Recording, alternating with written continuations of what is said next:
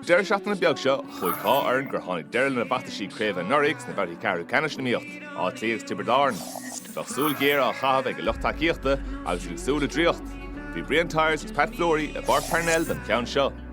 Tá sachan Norric, tá sach Strath Alliance Homa Ciana.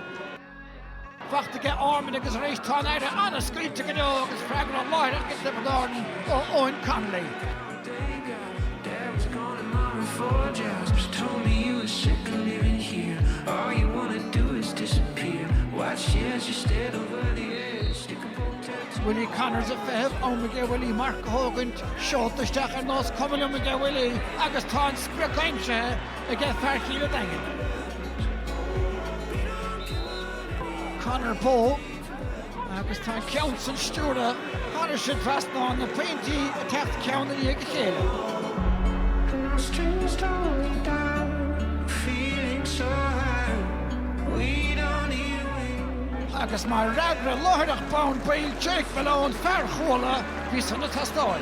Bhíonn chum sanna tastáil agus Jake Malone tá taithí na bliana ag an dó.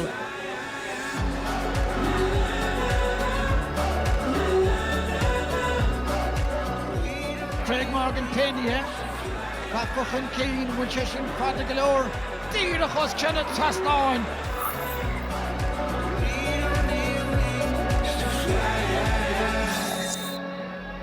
Is Toshin the Rawson, so Sean Ryan agus Paddy Smith.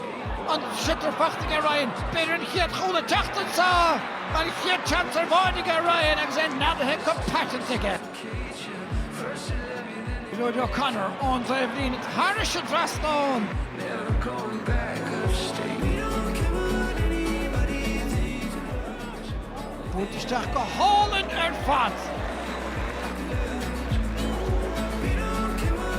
Willie Connors agus sin pass on the horse to pass and score again Willie agus Morris at the other Steach the goal agus Catalioch sé ach boide on pass Mata again Connors. In fairness to Dublin, right through the start of the second half, they really took the game to us and created a lot of issues for us. So we were very fortunate to get the break to just stem the tide that bit.